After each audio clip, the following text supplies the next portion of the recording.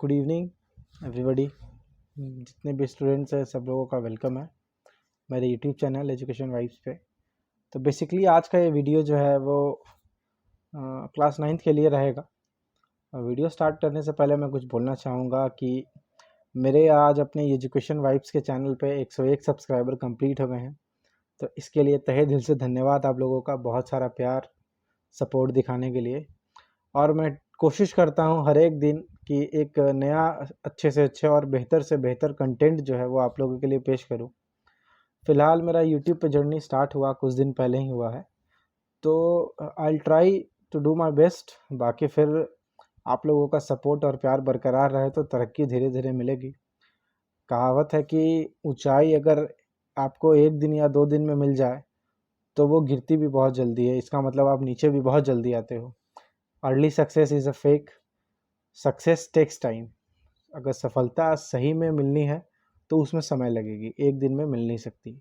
उसी तरह से अगर आप लोग सोचते हो कि एक दिन 2 दिन पढ़ के एग्ज़ाम क्वालिफाई कर लेंगे, तो ऐसा कुछ नहीं होने वाला। एक दिन 2 दिन पढ़ के आप एग्ज़ाम भले ही क्वालिफाई कर लो बाय हुक और बाय क्रुक, जैसे भी करके, बट नॉलेज गेन नहीं कर पाओगे।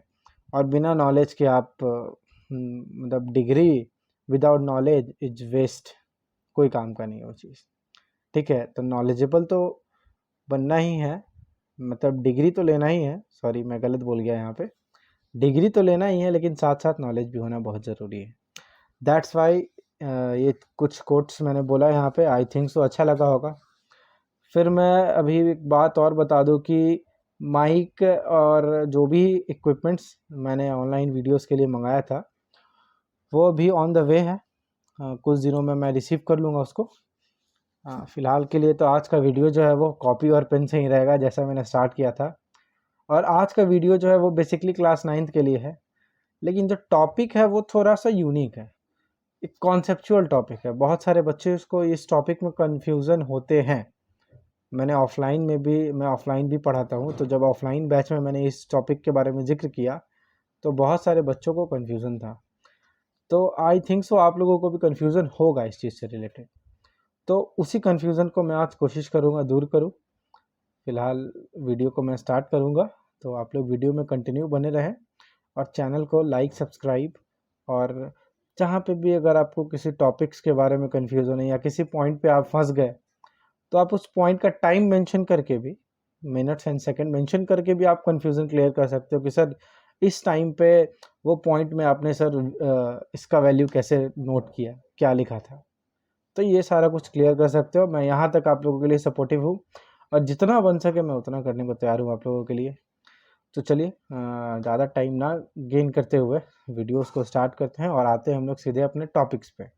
तो ये टॉपिक्स जो है वो बेसिकली है आपका इन्वर्स स्क्वायर्ड लॉ, न्यूटन से रिलेटेड इन्वर्स स्क्वायर्ड लॉ जो न्यूटन्स ने बताया था। और इस टॉपिक्स में हम लोग केप्लर्स प्लैनेटरी मोशंस के बारे में भी थोड़ा सा हिंट पे बात करेंगे। केप्लर्स प्लैनेटरी लॉ के थर्ड लॉ के बारे में बात करेंगे। तो let's move to the topic. Okay बच्चों, तो स्टार्ट करते हैं। आज का जो टॉपिक है inverse squared law by Newton's. Basically class 9th में ये टॉपिक पढ़ना है, न्यूटन्स के द्वारा इन्वर्स स्क्वायर्ड लॉ कैसे दिया गया था। और इसमें हम हेल्प लेने वाले हैं केप्लर्स प्लैनेटरी मोशंस का, मतलब केप्लर्स का जो हमने लॉ ऑफ प्लैनेटरी मोशंस पढ़ा, जिसमें हमने 3 लॉ के बारे में बात किया था। Law of orbits, law of area and law of your time law of your time means कैसे। सबसे पहले लॉ ऑफ ऑर्बिट पढ़ा था हमने, दूसरा लॉ ऑफ एरिया पढ़ा था, तीसरा पढ़ा था law of time period. Basically उसका टाइम पीरियड नाम है तीसरे वाले का।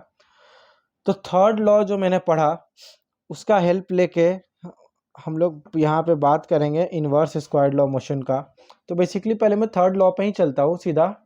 थर्ड लॉ पे केप्लर्स ने ये एक क्वेश्चन दिया था, आर क्यूब मीन्स कि जो प्लैनेट्स और जो 2 प्लैनेट्स के बीच का मेन डिस्टेंस और टाइम का स्क्वायर, वो दोनों डायरेक्टली प्रोपोर्शनल होता है। ये न्यूटन्स थर्ड लॉ में बताया गया था, जो कि मैं न्यूटन्स के थर्ड लॉ पे या उसका जो वीडियोज़ आएगा वो मैं क्लियर कर दूंगा।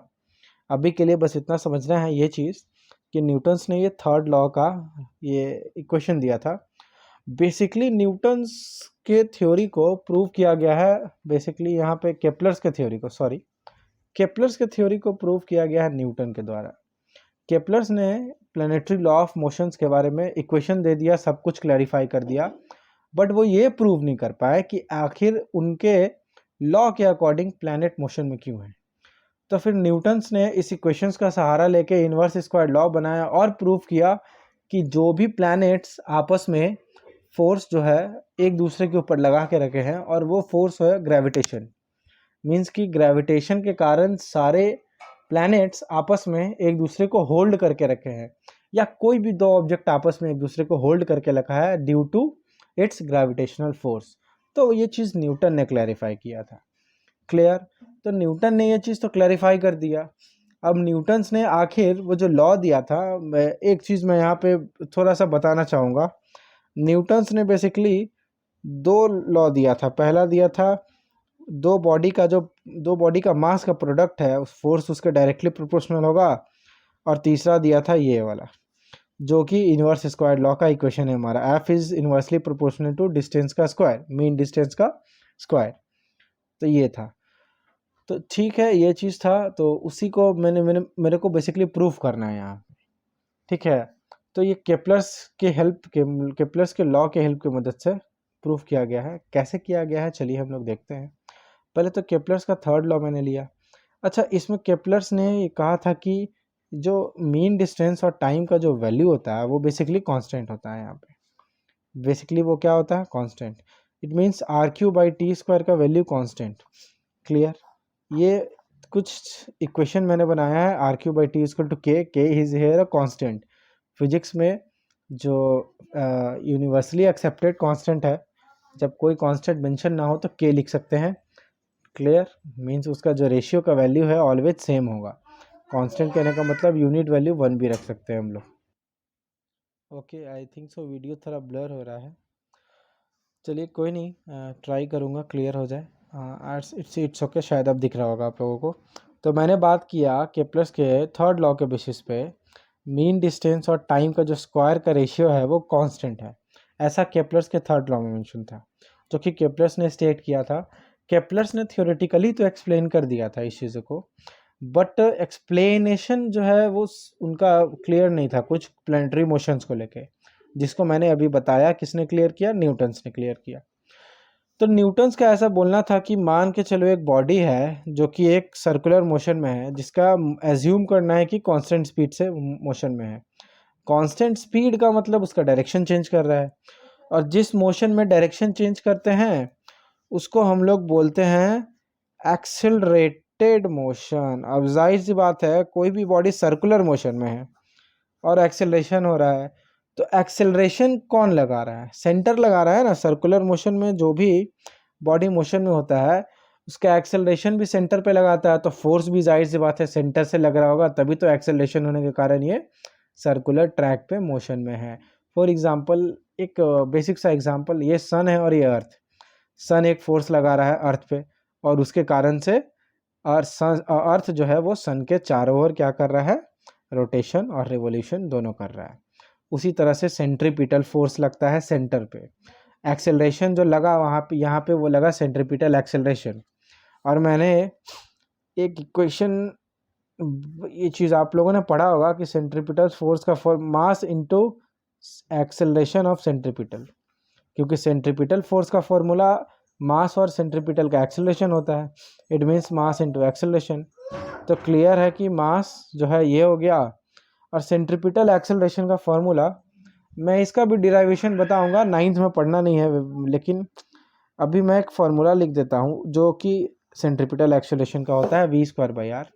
अभी इसका डिराइवेशन नहीं पढ़ना आप लोगों को, बट हाँ मैं ट्राई करूँगा कि समझा दूँ, क्योंकि उसमें डिफ्रेंशिएशन एंड ऑल है जो कि 9th में नहीं पढ़ना है, तो थोड़ा सा कन्फ्यूज़न हो सकता है आप लोगों को उस चीज़ को लेके। तो चले फार्मूला के अकॉर्डिंग पुट करते हैं। यानी ये जो फोर्स का वैल्यू आ गया वो आ गया आपका mv²/r। फोर्स का जो वैल्यू आ गया वो आपका आ गया mv²/r। अब देखिए सर्कुलर मोशन का बात कर रहे हैं, v इज़ द स्पीड। तो स्पीड का फॉर्मूला सर्कुलर मोशन का पता है। स्पीड का फॉर्मूला बेसिकली होता है डिस्टेंस बाय टाइम, और सर्कुलर मोशन का जो डिस्टेंस होता है बाबू, वो होता है आपका कंप्लीट सरकमफेरेंस, जिसका फॉर्मूला आपका 2πr हो गया, और टाइम तो टाइम होता है। उसका वैसा कुछ खास चेंजेस होता नहीं है। Time is same everywhere, time हर जगह सेम होता है, ये चीज़ क्लियर। इट मीन्स v के जगह पे आपको इस इक्वेशन में चेंज करके 2πr/t रखना है। तो चले अब हम इक्वेशन, अब थोड़ा सा कैलकुलेशन है, ध्यान देना है कैलकुलेशन पे कैसे कैसे हो रहा है। मास की जगह पे मास, v के जगह मैंने रखा 2πr/t और v का होल स्क्वायर था तो 2πr/t का होल स्क्वायर बटा r means upon r। Okay, now equation आगे बढ़ते हैं। m तो m हो गया, 2 का स्क्वायर हो गया बाबू 4, पाई का स्क्वायर पाई स्क्वायर और r का स्क्वायर r अपॉन t का स्क्वायर टी स्क्वायर, और r जो नीचे था वो t के स्क्वायर के साथ मल्टीप्लाई होगा डिनोमिनेटर में, क्योंकि डिनोमिनेटर पार्ट आपस में मल्टीप्लाई हो गया। ये आपका एक बना इक्वेशन।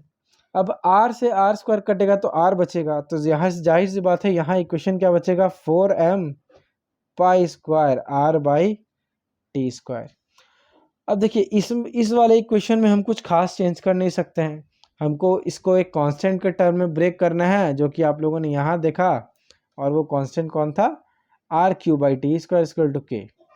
तो अब यहाँ पे आपको थोड़ा सा कैलकुलेशन देखना है कि यहाँ पे तो r³ आया नहीं, t² आ गया, तो r को r³ बनाना है आपको, तो जाहिर सी बात है r² से मल्टीप्लाई करेंगे। बट इक्वेशन में कोई भी चेंजेस एक तरफ नहीं होता, जब भी होता है दोनों तरफ होता है, ताकि उससे फाइनल इक्वेशन में कोई चेंजेस ना हो, आपके अभी के लिए फिलहाल इक्वेशन बनाने के लिए चेंजेस कर सके। इट मीन्स फाइनल वैल्यू में कोई बदलाव नहीं होना चाहिए।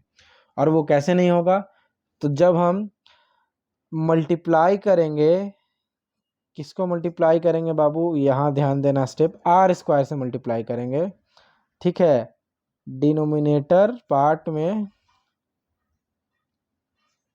एंड न्यूमरेटर पार्ट, ठीक है।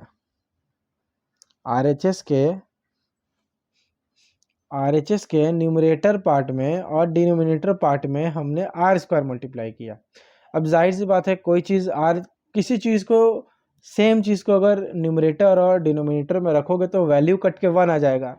इट मीन्स फाइनल इक्वेशन में तो कोई चेंज होगा नहीं, बट हाँ इनिशियल फेज में जब हम उस वैल्यू को पुट कर रहे हैं वहाँ पे इक्वेशन चेंज होगा और बन जाएगा क्या आपका 4m पाई स्क्वायर, और r में r² मल्टीप्लाई किए तो r³। अब r² ऊपर मल्टीप्लाई हो गया तो r² नीचे भी तो मल्टीप्लाई होगा, फिर आपका ये बच गया t²। अब देखिए ये r³ और t², आपको कुछ याद दिला रहा होगा कि मैंने केपलर्स लॉ से इसको माना था कांस्टेंट, तो बेसिकली r³/t² जो है उसके जगह पे हम क्या पुट कर सकते हैं, सीधे सीधे यहाँ पे k का मतलब हो गया कांस्टेंट। इसी इक्वेशंस को आगे बढ़ाते हुए फोर्स जो है वो लेफ्ट साइड ही रहेगा, राइट हैंड साइड इक्वेशंस को सॉल्व करते हुए ये लिख सकते हैं 4m पाई स्क्वायर r³/t² के जगह पे हम सीधा लिख देते हैं k, और नीचे बचेगा आपका r²। इट मीन्स फोर्स का जो इक्वेशन बना बच्चा आपका 4m पाई स्क्वायर k/r²। अब एक चीज़ आप लोगों को मैं बताता हूँ, थोड़ा सा ध्यान देने की चीज़ है। यहाँ पे मैंने प्रोपोर्शनल के साइन को चेंज करके इक्वल टू और कांस्टेंट लिखा। प्रोपोर्शनल के साइन को चेंज करके मैंने क्या लिखा, प्रोपोर्शनल के साइन को चेंज करके इक्वल टू और कांस्टेंट लिखा। तो उसी तरह से मैं कांस्टेंट और इक्वल टू के साइंस करके प्रोपोर्शनल भी लिख सकता हूँ। इसको बोलते हैं इन्वर्टेंडो, मतलब किसी भी चीज़ को उल्टा करके लिखना। क्लियर है, ये जब प्रोपोर्शनल का साइन चेंज होकर इक्वल टू और कांस्टेंट हो सकता है, तो कांस्टेंट का साइन भी चेंज होकर कांस्टेंट और इक्वल टू का साइन चेंज करके भी तो प्रोपोर्शनल लिखा जा सकता है according to physics rule. If a equal to B then b equal to a, ठीक है। ये तो बहुत सिंपल सा चीज़ है, अगर a b के इक्वल है तो b भी a के इक्वल होना चाहिए। तो ये जो इक्वेशन है इसमें एक चीज़ गौर कीजिएगा कि 4 constant, m mass is constant, mass कभी चेंज नहीं होगा उस ऑब्जेक्ट का। उस सेम ऑब्जेक्ट को आप कहीं भी लेके चले जाओ, उसका मास जो है वो चेंज नहीं होगा, क्योंकि mass is all about quantity, quantity कभी चेंज नहीं होता है। पाई का वैल्यू फिक्स है और k जो कांस्टेंट है, तो ये सारा जो टर्म हो गया वो हो गया कांस्टेंट और ये हो गया इक्वल टू। अभी मैंने इस इक्वेशन से बताया कि इक्वल टू और कांस्टेंट को चेंज करके हम क्या लिख सकते हैं, क्या लिख सकते हैं, प्रोपोर्शनल का साइन। मीन्स इस इक्वेशन को इसमें भी चेंज कर सकते हैं और इस इक्वेशंस को इसमें भी चेंज कर सकते हैं, बोथ आर पॉसिबल। तो यहाँ से एफ के जगह एफ फोर्स का फोर्स हो गया और इक्वल टू, और ये सारे कांस्टेंट और इक्वल टू मिला के साइन चेंज हो गया आपका प्रोपोर्शनल का, और प्रोपोर्शन ऊपर में कुछ वैल्यू नहीं बचा, कांस्टेंट है तो 1, और नीचे का वैल्यू आपका आर स्क्वायर फिक्स है। तो ये जो है बाबू आपका हो गया derivation of inverse square law by Newton. Clear? ये न्यूटन्स का इनवर्स स्क्वायर लॉ का बेसिकली डिराइवेशन हो गया है कंप्लीट। अब इसको अगर आपको नोट डाउन करना है तो लीजिए, मैं वीडियोस को कुछ इस तरह से क्लैरिफाई करने की कोशिश कर रहा हूँ। आप लोग आई थिंक सो इस पोजीशन पे आके आप लोग सारे चीज़ को नोट कर सकते हैं, each and every point, each and every steps. इस पॉइंट पे वीडियो को पॉज कर ले और पॉज करके सारा कुछ क्लियरली नोट डाउन कर ले। वैसे मैंने जो कॉन्सेप्ट बताया वो बहुत इजी था, समझने लायक था। आई थिंक सो नहीं समझने वाली कोई बात ही नहीं है इसमें। तो बाकी तो और कुछ स्पेशल नहीं है, बस यही चीज़ बताना था कि कैसे फोर्स जो है वो मीन डिस्टेंस के स्क्वायर के इन्वर्सली प्रोपोर्शनल है। और ये चीज़ था आपका, मैंने ग्रेविटेशन में ये चीज़ पढ़ा था, उसी चीज़ को मैंने प्रूव किया, और यही आपका इन्वर्स स्क्वायर लॉ जो दिया था न्यूटन ने, लेकिन बिना केप्लर्स प्लैनेटरी मोशंस के इक्वेशन के मदद से ये चीज़ क्लियर नहीं हो पाता। ओके, क्लियर है? वीडियो को यहाँ पॉज करके नोट डाउन कर लेना है। And I think so clear है। अगर कोई डाउट है तो प्लीज़ कमेंट कीजिए। डाउट हो तो होगा ही, आई नो डाउट होगा, क्योंकि ये बहुत नया है 9th वाले के लिए। डाउट होगा तो आप लोग कमेंट करके वीडियोस में क्वेश्चन अराइज कर सकते हैं। किसी पॉइंट पे क्वेश्चन पूछना है तो टाइम मेंशन करके क्वेश्चन भी पूछ सकते हैं उस पॉइंट से रिलेटेड, मैं कमेंट में आंसर कर दूंगा। या फिर पर्सनली पूछना है तो फिर आप अगर किसी सोशल मीडिया के थ्रू मेरे से कनेक्टेड है तो पर्सनली भी आप पूछ सकते हैं उससे रिलेटेड क्वेरी। फिलहाल के लिए वीडियो को मैं यहीं पे ख़त्म करना चाहूँगा। आप प्लीज़ नोट कर ले इसको, और चैनल को लाइक, सब्सक्राइब, शेयर, कमेंट और बहुत सारा प्यार दे बच्चों अपना। मैं आप लोगों के लिए मेहनत कर रहा हूँ। इस मेहनत का बस मैं यही चाहता हूँ कि आप लोग अच्छे से सीख लो, कोई भी टॉपिक बचे ना, कोई भी टॉपिक डाउट ना रहे। और I just want to be your good teacher. हर एक पॉइंट को क्लियर करना चाहता हूँ। मैं नहीं चाहता हूँ कि जिस टॉपिक को मैं पढ़ा रहा हूँ उसमें कहीं भी किसी भी तरह का कोई कन्फ्यूज़न बचे।